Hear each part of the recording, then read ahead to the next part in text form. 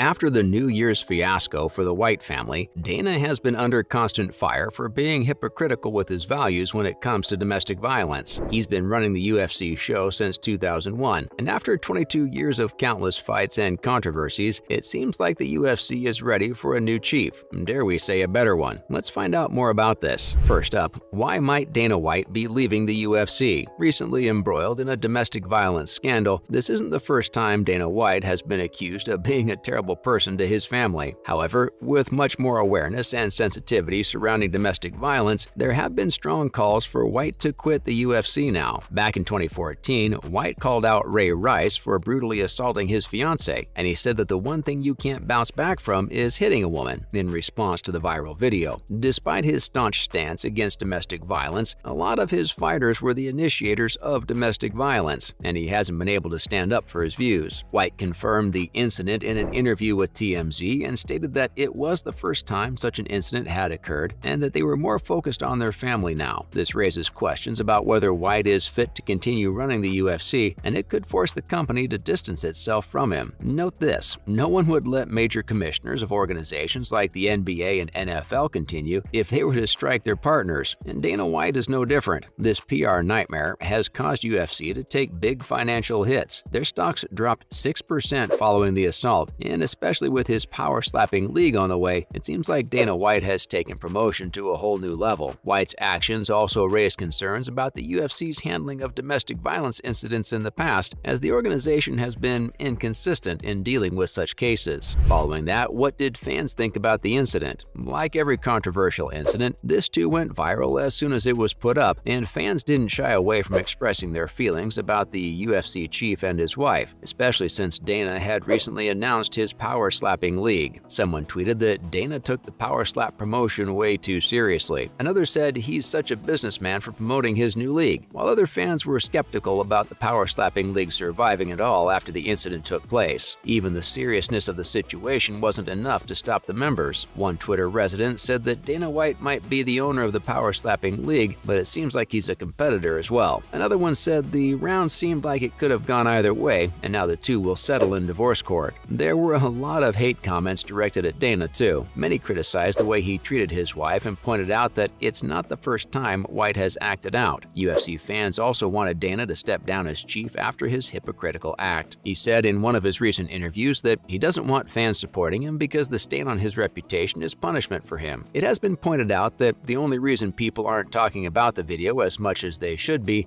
is that Dana White is being guarded by white privilege. ESPN is barely giving any coverage to White, and people were quick to point out that if he were an athlete from a different race, he never would have left TV screens. Not to mention, does he want to retire? Dana White has said that he'll never bounce back from hitting his wife, and that's punishment enough. He also said that he won't be retiring from the UFC as it'll hurt the company, but not everyone shares his view. UFC and its parent company Endeavor have been facing strong calls to fire Dana following the incident. He said that while these calls are completely valid, him going away will do UFC more harm than good. His employees, fighters, and company rely on him. It doesn't matter to him if he leaves or not. He also talked about COVID and the possibility of it lasting for 10 years, and he could wait it out. If that isn't a clear enough answer for Dana that he doesn't want to retire, we don't know what is. But another punishment for him was losing the respect of his friends, employees, and fighters. What's more ironic is that when asked if NFL Commissioner Roger Goodell should resign following the Ray Rice domestic abuse case in 2014, he replied that Goodell should get out and leave without anyone telling him. Let's look at the need for more accountability in the UFC. The UFC is well known for its high standards when it comes to fighting, but more often than not, fighters tend to forget if they're still in the ring or not and lash out at their families. Dana White might have said that Goodell should step down as NFL commissioner, but he failed to assess his organization in the effort. In 2015, HBO's Real Sports revealed the number of domestic abuse arrests of MMA fighters is over double the average national rate, and ironically, way more than NFL players. In 2018, Greg Hardy, a former NFL player who was arrested for assaulting his girlfriend, made his debut in UFC on the same event that also featured Rachel Ostovich, who happened to be a victim of domestic violence. UFC could use a lecture on sensitivity. Sadly, the UFC has been long plagued by domestic abuse, and they haven't done much to rectify the situation. In fact, UFC has welcomed abusers and harassers with open arms. In 2021, former UFC light heavyweight champion Jon Jones was arrested on counts of abuse against his wife and kids